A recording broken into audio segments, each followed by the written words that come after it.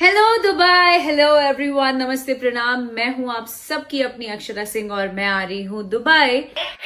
अक्षरा का बोलबाला होने वाला है दुबई में। दुबई में कितना बड़ा इवेंट होने वाला है मैं आपको आगे बताने वाली हूँ, आपको अक्षरा जी के जुबानी सुनाने वाली हूँ। लेकिन उससे पहले यही कहूँगी कि प्लीज़ प्लीज़ मेरे चैनल को सब्सक्राइब और वीडियो को लाइक किए बिना बिल्कुल ना जाए। भोजपुरी की हर एक अपडेट आपको यहाँ से मिलती रहेगी। On 13th of Feb 2025 captain steel के झारखंड डीलर्स मीट में, जहां होगी आप सभी लोगों से मुलाकात एक अरसे बाद। See you all there, love you all guys. होगी खूब मस्ती और धमाल। I am super excited to meet you. 13 फरवरी को यानी कि वैलेंटाइन डे के एक दिन आगे शुक्रवार को दुबई में लॉन्च होने वाला है अक्षरा सिंह का कुछ बहुत बड़ा, और अक्षरा सिंह वहाँ प्रोग्राम भी करने वाली हैं। तो दुबई वाले तैयार हो जाओ अक्षरा सिंह के ब्लास्ट के लिए।